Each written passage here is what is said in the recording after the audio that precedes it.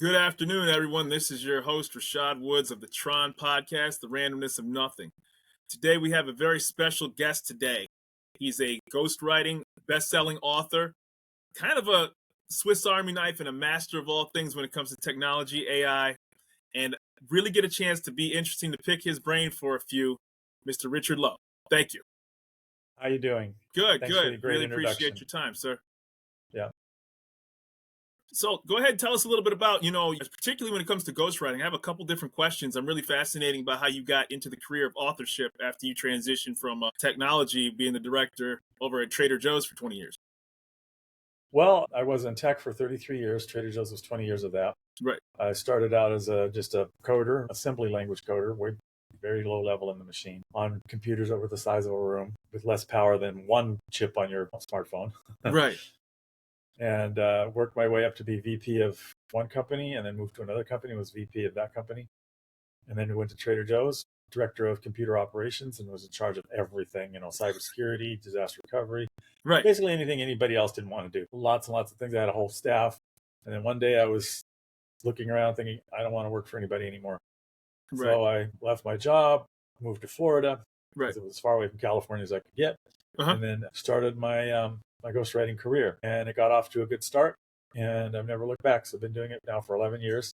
In that time, I've written well over 100 books, 60 of them for me, 52 as ghostwritten, and it's been quite a journey.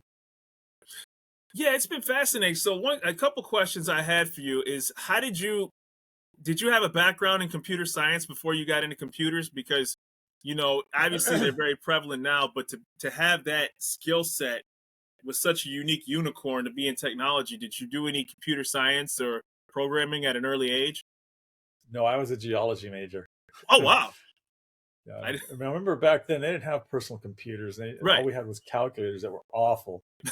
They used something called reverse Polish notation. You'd have to type 3 characters for every character. Everything. It was awful. Gosh. It was horrible. So there was no interest at all in computers. But I took a computer science class because I was late. Right. And there's only one thing that could fit into the slot. Oh, so wow. I figured, whatever. Yeah. And my teacher started a company. Okay. And he asked me to come on board. And I was his first employee. And that's dope. That's really cool. What college was that? San Bernardino Valley College in the beautiful city of San Bernardino, California. Oh, wonderful, wonderful. That was sarcasm. I couldn't tell, I couldn't tell. So I'll take it. My apologies for not catching the inside joke on that. I do have a quick question. So as you transition to ghostwriting, I thought it's fascinating because that's really where you found your voice. And that's what this show is all about when it comes to people who found that niche or that specialty that they're great at. How did you end up first getting into writing? Well, when I was 17 years old, Wayback Machine, I wanted to know my grandfather better. So I started talking to him. Then I realized there was a book there. So I wrote my very first book. And it was about his adventures in the Yangtze River Patrol before World War II. Mm-hmm. And then he was on the Philippines, got captured on Corregidor, was in the Bataan Death March. Oh, wow. And spent 4 years in a Japanese POW camp. And I realized I was talking to a hero. Wow. And nobody knew. Yeah. And I found his story, and it touched me, and I got to know my grandfather. And that book has since been lost. It was never published, but it was fun to write. Right. But then I had to make a living, move out from home, get married, the whole thing. Right. So I went into tech and made a career and made some money. But a few years ago, I was like, okay, I'm done with all that. Right. I could just go off on my own. And then, so you really didn't have like a coach then, like that taught you how to write. Like, do you recommend, like, obviously you do that for people. Did anybody guide you along the way when it came to learning how to write? Nope. I did it all on my own. That's Took a amazing. few classes, but I've been writing technical stuff through that whole time for business, for the job I was in. Right. And articles for some magazines and stuff like that. Okay. So I was picking up the chops of writing. Right. But that first few books were a struggle. It's funny because I think, the common misconception is that you talk a lot, you think a lot, so it must be easy to write it, right? I'm sure, I don't want to assume, but people, it's not nearly as easy as people make it out to be when it comes to actually formulating thoughts, characters, development, transitional sentences. Do you have any particular writing process that you follow?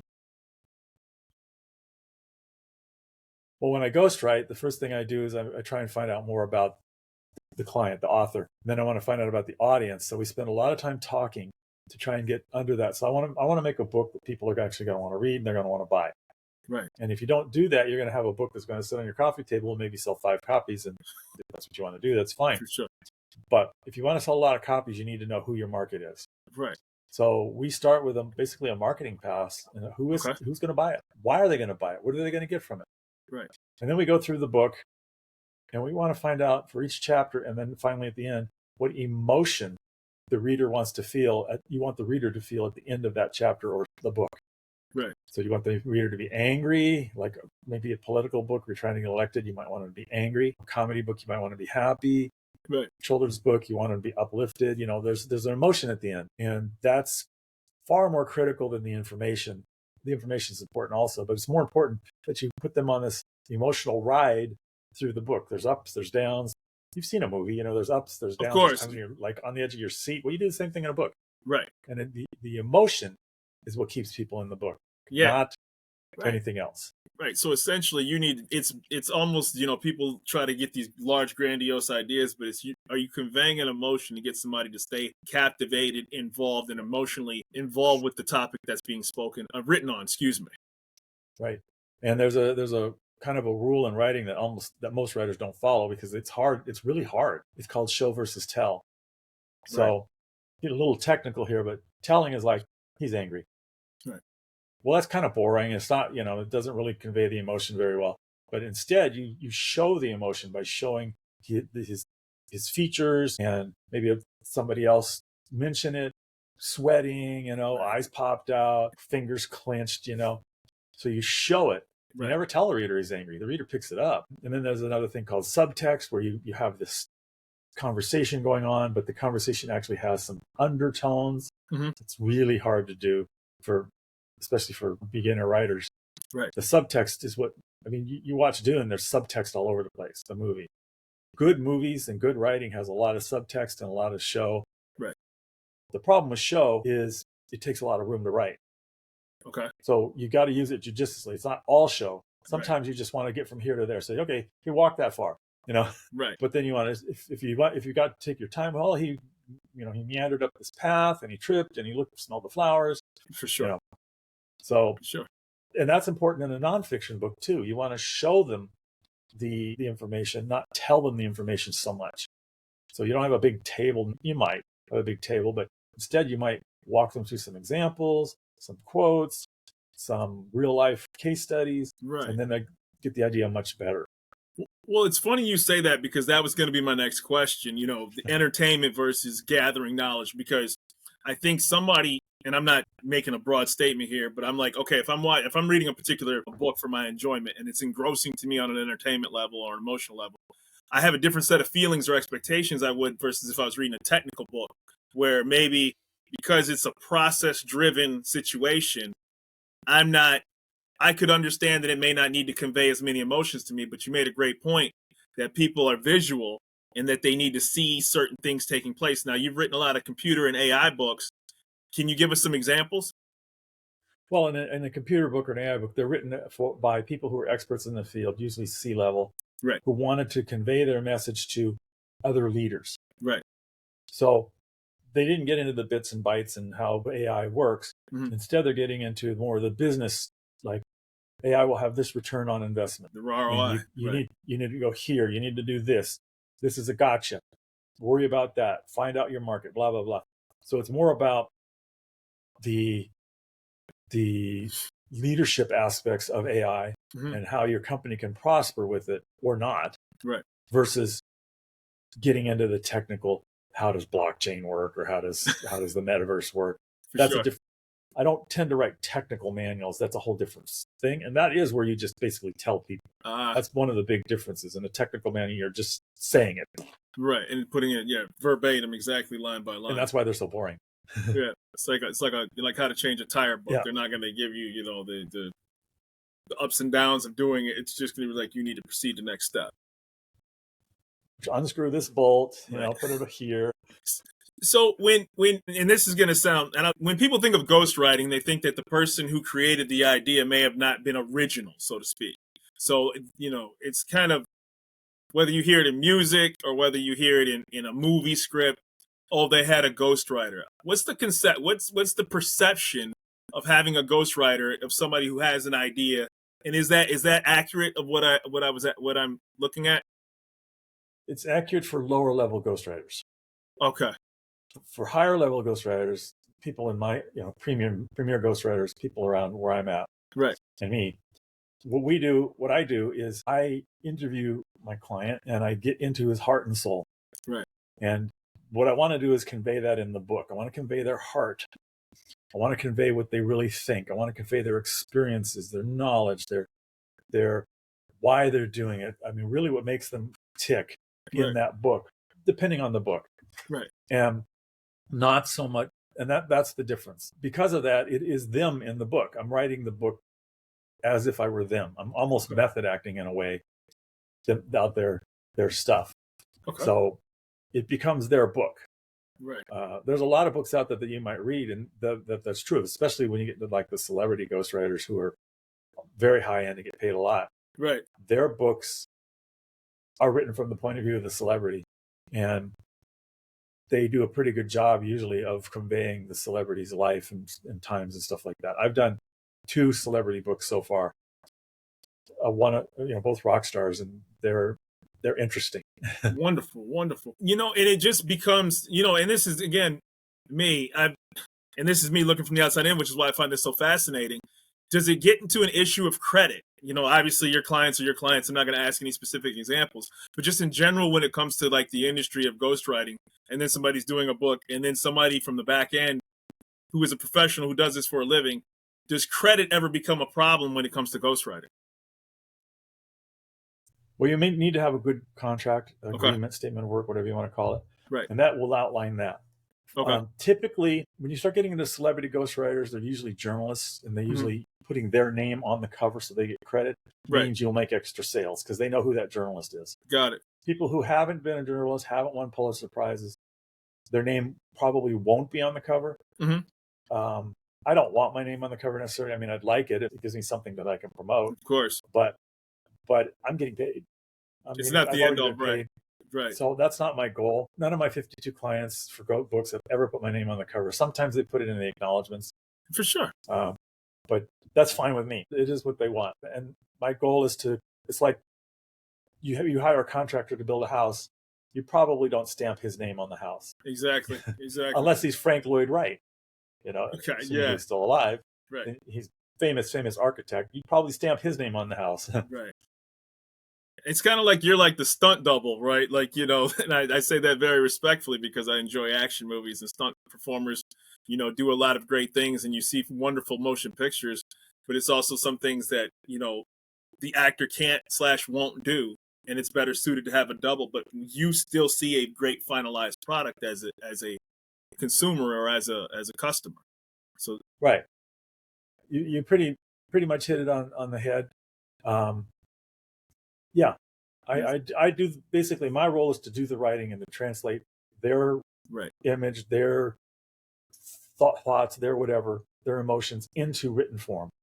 That's and awesome. Sometimes that involves a lot of brainstorming. So I also take on the hat of coaching and brainstorming as we're going through this. Sometimes they may not have an idea that will really sell or resonate with the public. So I have to help them, guide them to something that will. So that's part of my role too. Obviously, you're heavily into technology, even though you've transitioned to your writing career. But you still, Correct. When it comes to artificial intelligence, cybersecurity, things of current technology and modern things that are being utilized on a day-by-day basis now, as opposed to in a small vacuum or at a certain location. What's your take on the new artificial intelligence and cybersecurity trends that have been taking place? We lost sound. I'm sorry. I was just asking about the modern use of artificial intelligence and modern cybersecurity that has been taking place. What's your take? You mean as far as writing or just in general? Just in general. Writing as well, too. Well, artificial intelligence is obviously moving forward very quickly, and it's still in its infancy. It's actually in something that's quite well known in the technical area, which is called the hype cycle. Right. So basically, this new idea comes out, it catches on. Everybody jumps on the bandwagon, especially investors jump on the bandwagon, and you can see this cycle goes way up in value and all this kind of stuff. And then of course, it doesn't live to the hype.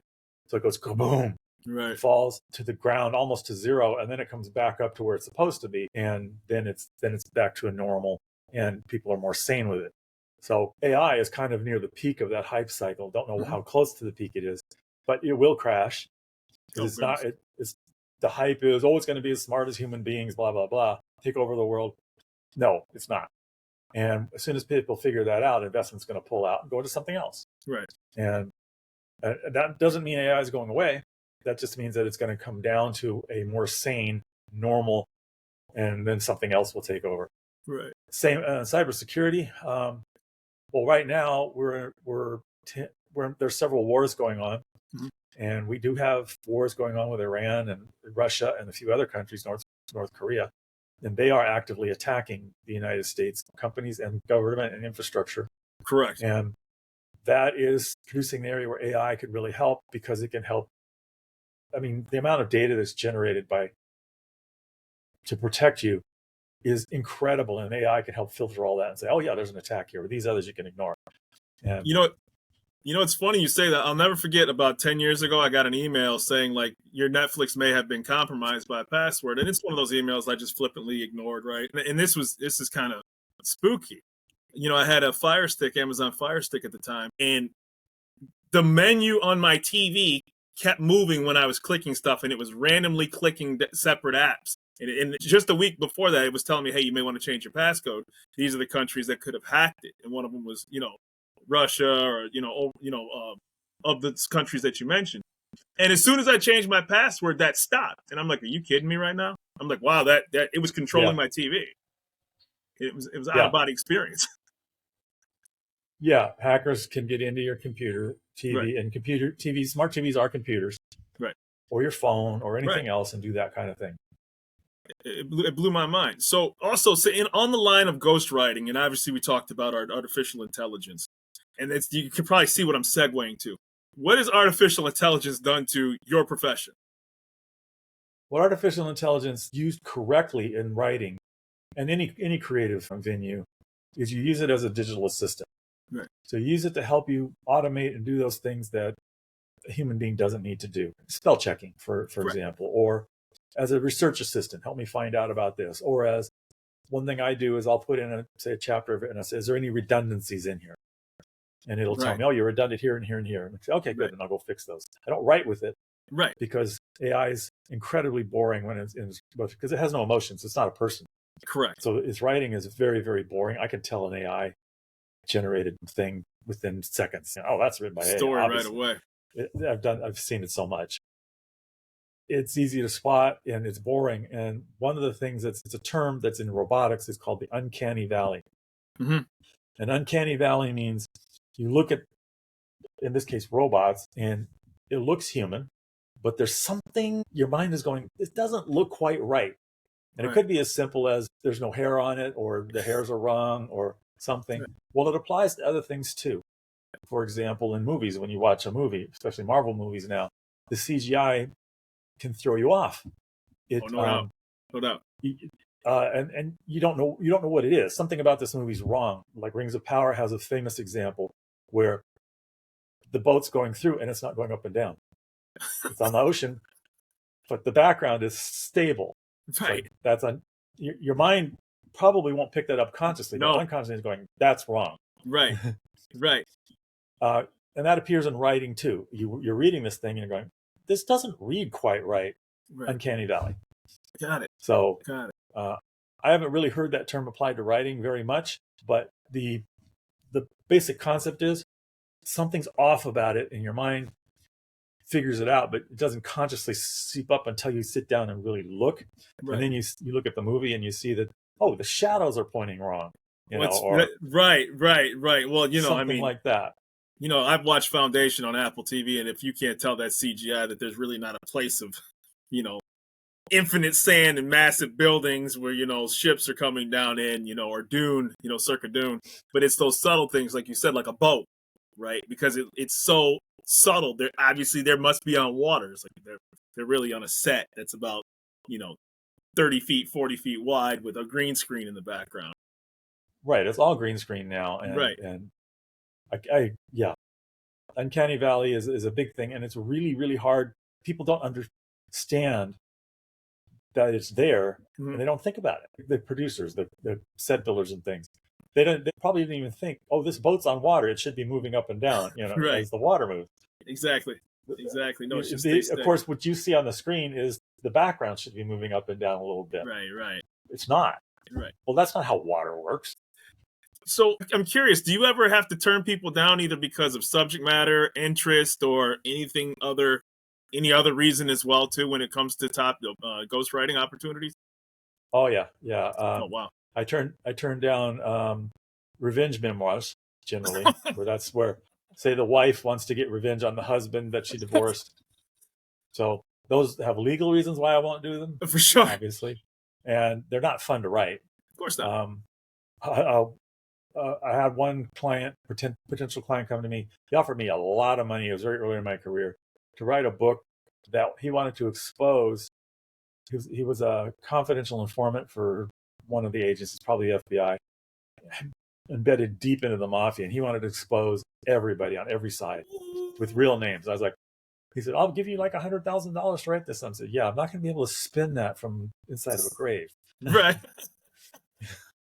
Well, I'll protect you. It's like, you're coming to me you want me to help you expose all these people. Correct. And you expect me to believe that you're going to keep my name secret? Wow. That it's crazy. So basically he almost asked you to do like a Goodfellas kind of a situation, right?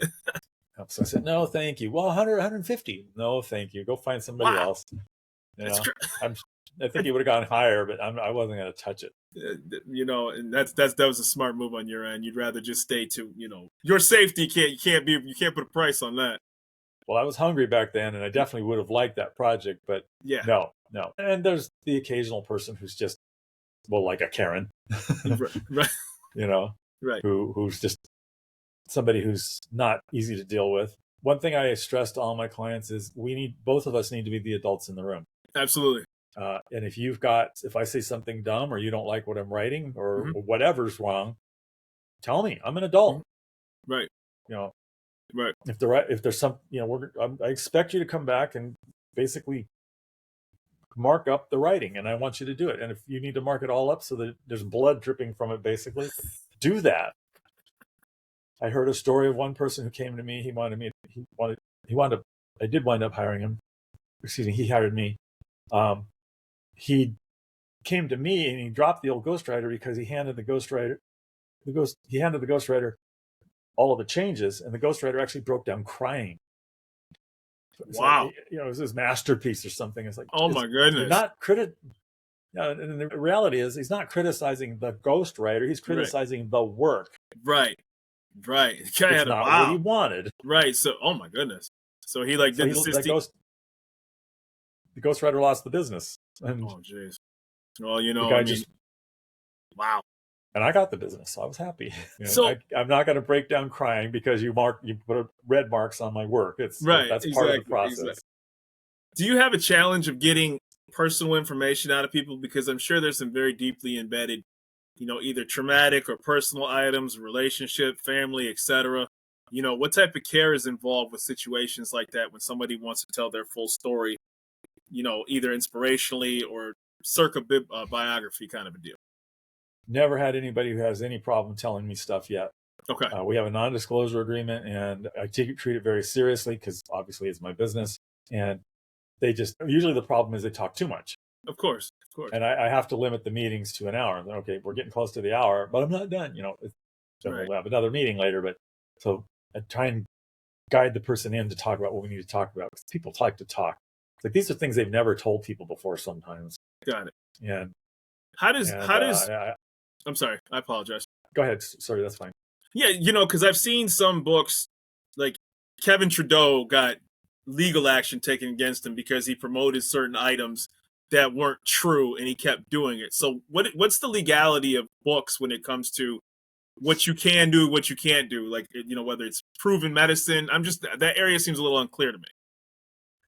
Well, just think of it take the book out of the picture. So if you were say writing a book about some vitamins that cure cancer, you better be able to prove it, because the FDA is going to come down on top, Okay.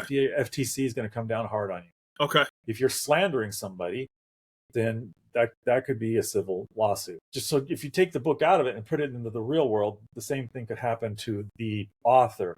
Okay.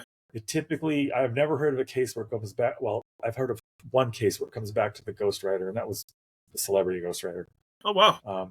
Who basically made stuff up. And obviously the client didn't read the book. You think that would happen? Obvious. It's like if the ghostwriter was able to get away with it, that means the client didn't read the book. Correct. They were more with the book with your name on it. The general thumb is you just need to use your common sense as a ghostwriter. What is and isn't something you could say? And right. I use the real life example. Would I in real life believe or think that this vitamin can cure cancer? No. Right. I'm not an idiot. I mean, if you believe that, all power to you. But right. No, we're on the same page. I just was curious what's the limits of, true versus, because when he got his legal action taken against him, I'm like, well, people do and say outrageous things and don't get penalized for it. But I understand when you're talking about a specific medicine or a specific cure for a specific item, that's where it can get really dicey. They'll come to you and ask for proof. Right. How can you say that this, in a vitamin, you could probably say it helps. We believe that it helps reduce the risks associated with cancer. Right. But you got to be, there's language you use to make sure that you're covered. Instead of him when he was trying to make a quick buck. Yeah, and I don't generally do those kind of books. Okay. I use my discretion, and I'm not going to write a book about something that's a scam or that's it's sketchy. It's just not me. Well, I saw, a lot of the testimonials that people did for you and the services that you have to offer. Obviously, you don't need me to be located, but for people who would be listening, where can they find Richard Lowe?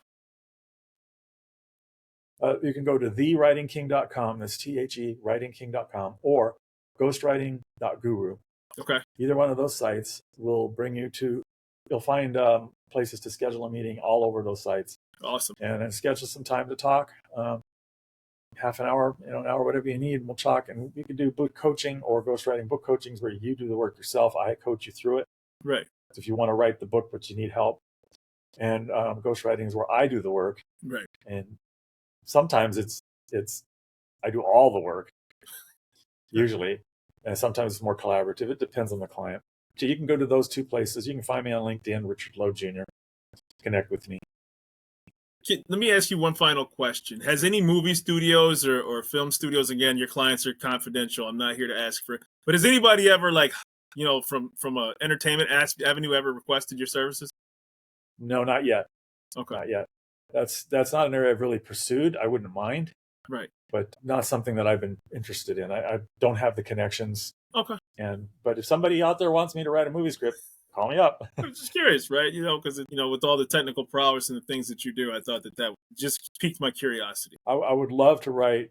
I would love to go into that area. My understanding is it's super competitive. Oh, I'm sure. I'm sure. I can only imagine. Yeah. But, obviously... Probably I'd have to know somebody. Oh, I'm sure. And if you were actively pursuing it, and like I said, it seems like your pond is, for lack of a better term, feeding you well. And so, but I could wish you continued success in whatever avenues you decide to dip your toe into. And this is what the T.R.O.N podcast is all about, talking to fascinating people such as yourself with compelling stories, ideas, and paths in life. And that's why I'm honored to have you carve out a little bit of your time for us. Well, thank you. It's been my pleasure. Great podcast. Appreciate you, Richard. You have a wonderful day, okay? Okay. Thank you.